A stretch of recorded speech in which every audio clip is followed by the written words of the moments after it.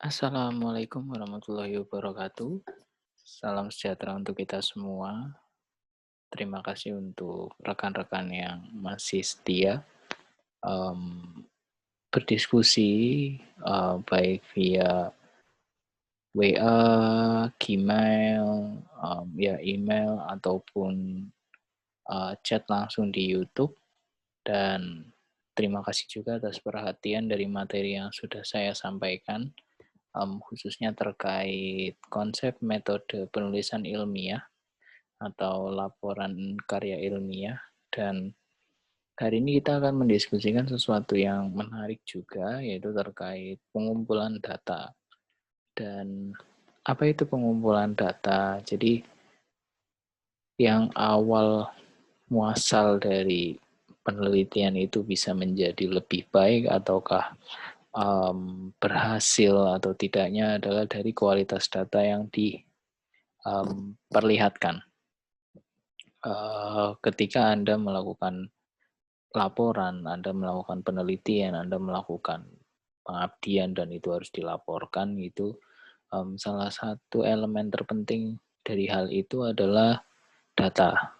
Jadi data dalam hal ini adalah semua hal ataupun bahan ataupun keterangan yang diperlukan dalam menulis sebuah karangan ataupun laporan. Dan ketika kita berbicara tentang data, kita akan berbicara terkait informasi pastinya. Dan kita katakan itu fakta, itu opini, itu semua dalam laporan itu bisa terlihat dari adanya data itu sendiri gitu loh.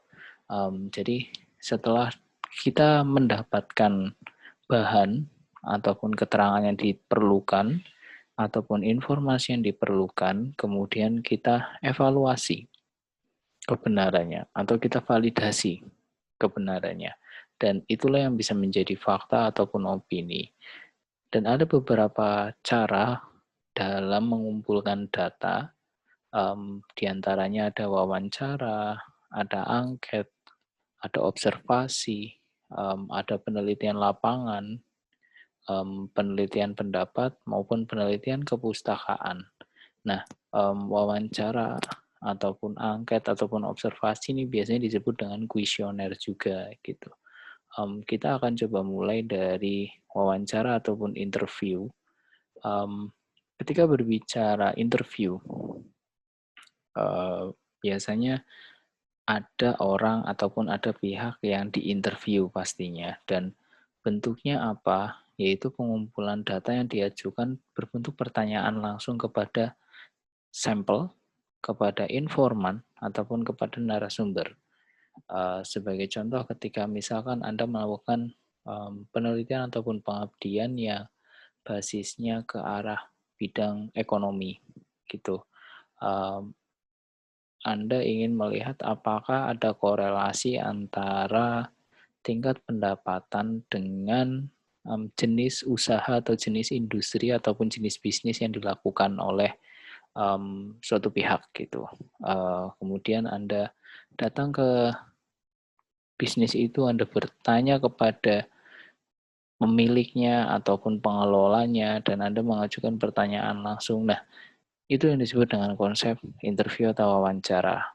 Nah, ada konsep di mana pertanyaan itu telah disiapkan terlebih dahulu dan diarahkan kepada satu topik yang akan digarap. Jadi sebelum Anda turun ke lapangan, ada baiknya topik Anda itu kemudian di-breakdown dulu menjadi berbagai pertanyaan. Setelah pertanyaan itu sudah dirasa cukup, sudah dirasa pas, kemudian baru dibawa kepada informan. Agar ketika nanti Anda sudah di lapangan, konsep pertanyaan itu bisa lebih menjurus dan lebih efektif. Karena kita tahu sendiri, di lapangan biasanya informan itu memiliki kegiatan tertentu, yang kemudian kita masuk ke dunianya, kita minta waktunya. Nah, itu kan perlu suatu bentuk efektivitas di situ ya. Jadi agar tidak tidak terlalu out of the box juga terkait topik.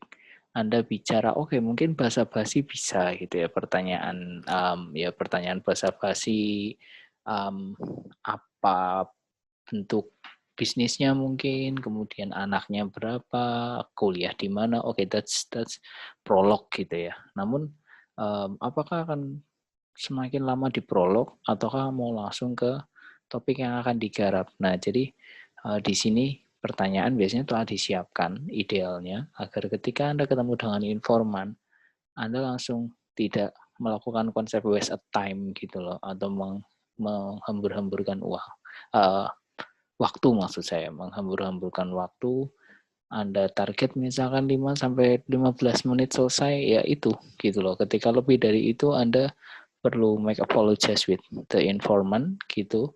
Mohon maaf kalau misalkan waktunya terlalu lama dari yang sudah disepakati atau yang sudah disampaikan. Nah, jadi dan bila ada informasi menarik dan perlu digarap lebih lanjut, penanya dapat mengajukan pertanyaan baru di luar yang telah disiapkan, selama ini masuk ke dalam topik yang akan digarap. Jadi konsepnya seperti itu.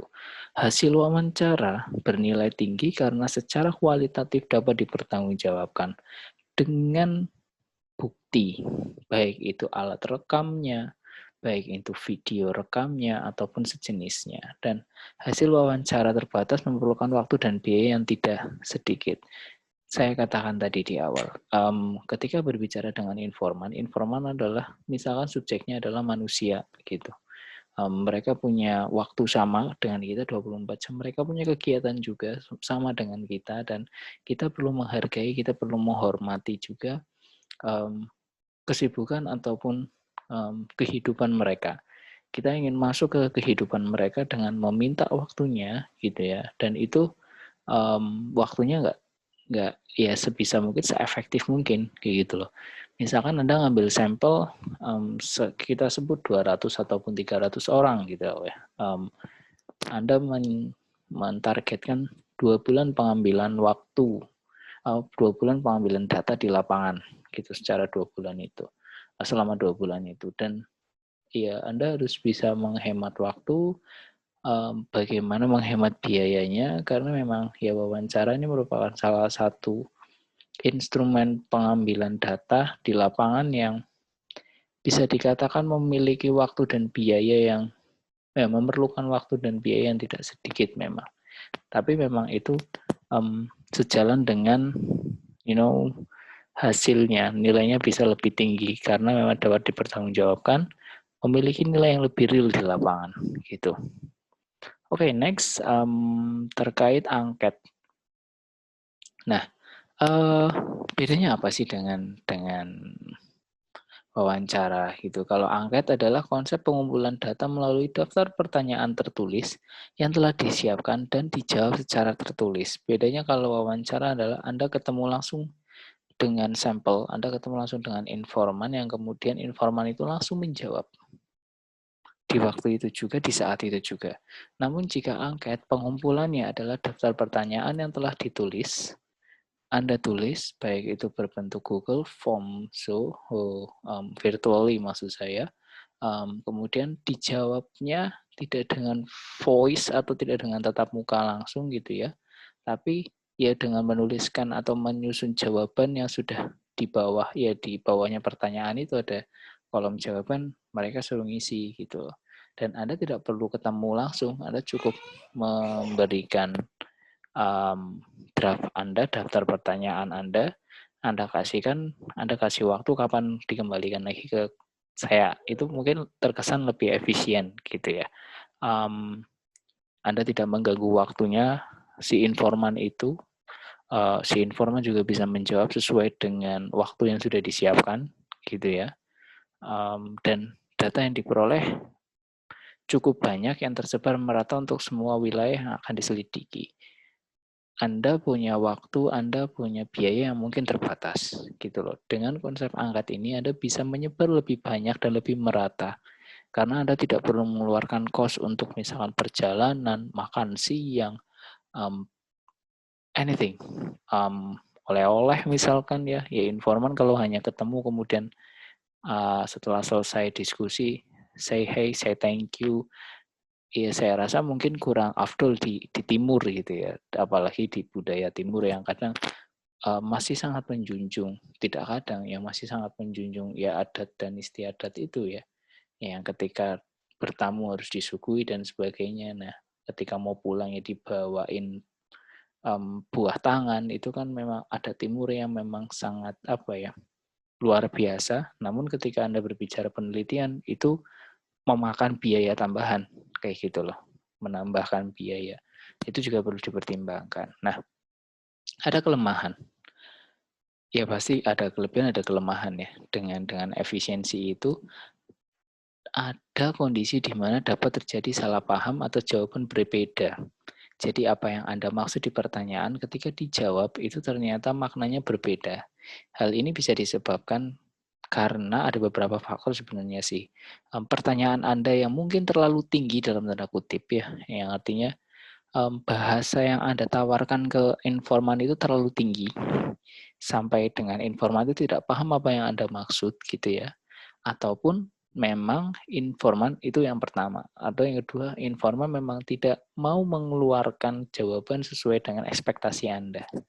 Ataupun tetap ada yang harus disembunyikan dari versi informan seperti itu. Jadi ataupun lebih useless lagi ya, pertanyaan tidak dijawab, cukup di strip gitu, dan formulir tidak dikembalikan. Itu lebih mungkin sakit gitu ya, udah menyiapkan pertanyaan dan sebagainya, udah dikasih ke informan terus nggak dikembaliin ketika Anda tanya nggak ada jawaban itu. Baik bisa digabungkan dengan wawancara. Menurut saya bisa efektif ketika bisa digabungkan juga dengan wawancara. Namun ya tadi waktu dan biaya akan nambah lagi. Jadi kalau baiknya adalah kolaborasi. Ada wawancara juga ada angket juga, kayak gitu loh. Oke, next. Kemudian ada teknik observasi. Nah, ini lebih menarik penggabungan sebenarnya. Kalau Anda melakukan pengabdian, biasanya observasi lapangan dulu untuk menyusun situasi dan kondisi lapangan. Karena ketika Anda sebagai seorang pengabdi, misalkan, itu bicara lapangan tuh harus benar-benar clear of the field gitu ya. Anda harus, oh gini loh kondisi di lapangan, Anda merasakan, Anda menikmati adrenalinnya, atmosfernya, tahu resikonya. Jadi ketika menuangkan dalam bentuk tulisan itu Anda sudah bisa merasakan dan tulisan Anda bisa lebih kaya akan rasa gitu. Jadi nggak hanya hambar sekedar menyampaikan sesuatu yang formal ditambahkan dengan literatur review gitu. Tapi Anda benar-benar bisa apa yang Anda bayangkan Anda tuliskan dalam laporan itu gitu. Itu asiknya di observasi nih gini karena memang mengamati langsung kayak gitulah. Misalkan aja Anda menulis terkait laporan budidaya atau industri perikanan gitu ya, bidang lele ataupun yang lain gitu ya. Ketika Anda masuk Anda ke lapangan, Anda memegang misalkan industrinya, misalkan industri perikanan gitu ya.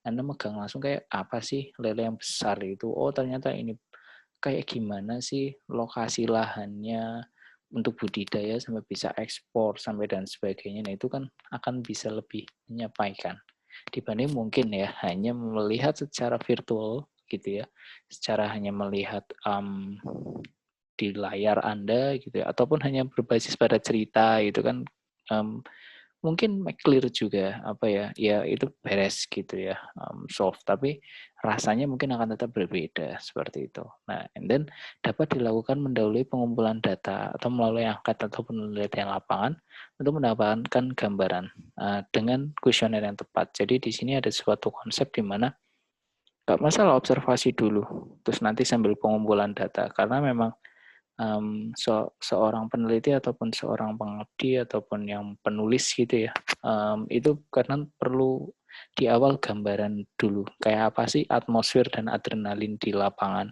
sehingga nanti untuk menulis angket dan penelitian itu bisa disesuaikan dengan kondisi di lapangan. Misalkan saja Anda mengambil sampelnya adalah petani gitu, Anda udah ke lapangan nih, Anda melihat petani bahwa oh ya, saya akan mengambil data ketika petani itu sedang istirahat di sawah, gitu ya. Anda datang di sana, Anda duduk-dudukan dulu, Anda mengobservasi, oh ternyata petani istirahatnya gini, ngobrolnya gini, kemudian apa ketika setelah istirahat apa aja sih ibaratnya adatnya gitu ya. Apakah makan dulu baru minum, ataukah minum dulu baru makan dan sebagainya, ataukah cuci tangan dulu gitu ya dan sebagainya. Kemudian baru deh saya ada momen untuk diskusi berapa menit sih ya dengan informan, dengan sampel yang akan saya coba angkat. Oh, 10 menit misalkan. Habis itu mereka kerja lagi gitu loh. Nah, dalam 10 menit ini kan Anda udah dapat, oh kira-kira kalimat seperti apa, kuesioner yang seperti apa yang bisa dengan 10 menit itu selesai. Beda ketika Anda tahu-tahu udah nggak usah observasi, Anda make a questionnaire gitu ya, and then kamu pergi ke objek, misalkan ke petani, Anda buat kuesioner 70 apa namanya pertanyaan misalkan yang mungkin itu membutuhkan waktu 30 menit gitu. Namun petani butuh hanya punya waktu 10 menit. Nah, 20 menitnya gimana nih caranya? Akhirnya apa? Tidak efektif. Seperti itu. Kembali lagi sekali lagi tidak efektif sama sekali. Nah, oleh karena itu memang diperlukan suatu bentuk observasi itu. Dan juga dapat dilakukan setelah pengumpulan data untuk mengecek kebenaran data dan informasi. Beberapa penelitian kami pun melakukan hal serupa di era pandemi COVID ini terutama. Kami sebenarnya ingin sekali melakukan observasi. Namun ketika kami ingin melakukan observasi, kami harus melalui beberapa fase yang itu sangat menurut kami ya, waktunya mungkin bisa dialihkan untuk yang lain dibandingkan hanya untuk melakukan tahapan-tahapan itu gitu. Oleh karena itu, dengan pengalaman yang sudah kami lakukan sebelum ini dengan beberapa pengetahuan, walaupun masih saya katakan mungkin masih harus belajar lebih gitu ya. Jadi kami melakukan pengambilan data gitu ya, pembagian kuesioner, kami melakukan workshop gitu. Dengan cara observasinya seperti itu. Jadi observasi kami nggak langsung ke lapangan, misalkan kemarin kami melakukan penelitian di bidang industri, kemudian hari ini juga melakukan juga di bidang itu dan di industri pendidikan gitu ya. Kemudian di situ apa kami ke sekolahan-sekolahan kan nggak mungkin, sekolah kan lagi tutup nih di era kayak gini ya pandemi COVID ini. Mau apa nakal nih membuka ya malah digerebek Satpol PP kan ya gitu. Kan nggak lucu juga kalau sampai kebuka sekolahan terus digerebek kan malah nggak nyaman juga. Nah gimana nih padahal penelitian harus jalan, pengabdian juga harus jalan.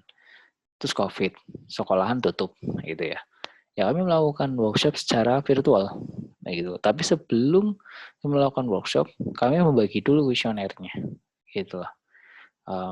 Dibagi, habis itu baru workshop, terus ketika mereka sudah pada paham, oke silakan diisi, gitu. Dan nanti kita ketemu lagi ya, 4 minggu. Kalau dari kami biasanya 4 minggu sekali kami ketemu untuk mengecek kebenaran data. Jadi data sudah masuk, kemudian kami olah datanya dari angket ya dan kuesioner kami olah dan kemudian kami mengecek dengan cara apa virtual juga. Nah gitu loh. Kembali lagi dengan mengecek kebenaran data dan informasi itu baik itu secara virtual maupun luring itu untuk semakin meyakinkan atau memvalidkan kualitas dari data yang ada dari kita atau yang ada di kita ini sendiri seperti itu. Oke, so next. Ini adalah teknik penelitian lapangan yang memang pengumpulan data dan informasi secara intensif ke lapangan, disertai analisa pengujian kembali atas semua data yang telah dikumpulkan. Ini biasanya orang-orang yang kualitatif approach ini mainan di sini nih. Mereka bisa 1 bulan, 3 bulan di lapangan, mereka benar-benar dalam tanda kutip mengulik gitu ya, apa yang terjadi di lapangan, menganalisa juga sampai menguji kembali. Seperti itu. Kemudian ada juga penelitian pendapat. Di sini adalah proses pengamatan dapat berulang-ulang sehingga dapat timbul berbagai pendapat dan kesimpulan atas peristiwa yang sama. Semua bahan harus digarap serius untuk menarik kesimpulan, klasifikasi, analisis, maupun sintesisnya. And then analisisnya berupa pemecahan persoalan ke dalam bagian-bagiannya. Dan sintesis ini proses menggabungkan semua bagian atau kesatuan yang terdiri yang Artinya berdiri sendiri menjadi satu kesatuan. Saya beri contoh seperti ini. Ketika Anda melakukan penelitian terkait anak-anak gitu ya, PAUD misalkan, ataupun ya early primary student gitu. Anda ngambil dari pendapat si misalkan saja si A, si B, si C, si D. Itu kan sintesis A, sintesis B, sintesis D, sintesis E itu kan berbeda-beda. Asumsikan seperti itu. Kemudian Anda menggabungkan semua bagian itu yang berbeda-beda itu yang Anda bagaimana merajutnya menjadi satu kesatuan yang bisa diterima manusia, bisa diterima masyarakat, bisa diterima oleh cendekiawan. Itu yang disebut dengan penelitian pendapat. Jadi mengulang pendapat-pendapat yang ada, membaca pendapat yang ada, melihat dari perspektif masing-masing pendapat, kemudian memproses menggabungkan menjadi satu kesatuan. Itu yang disebut dengan penelitian pendapat. Kemudian last but not least, penelitian kepustakaan. Ini lebih bagaimana memilih bahan yang telah ditulis, menyeleksi, memilih, menimbang, menolak, dan menyusun bahan-bahan yang sudah diterima menjadi bentuk akhir. Baik itu bacaan gambaran, bacaan literatur gitu ya, literatur review ataupun yang lainnya untuk melengkapi karya tulis. So, saya rasa itu yang bisa saya sampaikan. Jadi pada kesimpulannya ada beberapa teknik pengumpulan data di lapangan yang bisa Anda pilih. Make the best one for your your research, maybe your community services misalkan. Jadi sesuaikan gitu ya dengan kebutuhan Anda. Jadi bukan hanya apa yang Anda inginkan, tapi Anda butuh atau tidak. Apakah ini harus berdiri sendiri, Pak, masing-masingnya? Tidak, Anda bisa menggabungkan antara penelitian lapangan dengan angket, dengan kuesioner juga, dengan penelitian kepustakaan, gitu. Jadi, you make the big deal for this one, gitu loh. Jadi, apa yang Anda butuhkan, apa yang Anda inginkan, itu yang bisa, bisa membantu Anda. Anda bisa mengetahui sendiri apa yang Anda butuhkan menurut saya. Jika ada yang mau ditanyakan bisa share via WA, YouTube, bisa juga komen ataupun email. Terima kasih atas atensinya. Sampai ketemu lagi di pembahasan berikutnya. Wassalamualaikum warahmatullahi wabarakatuh.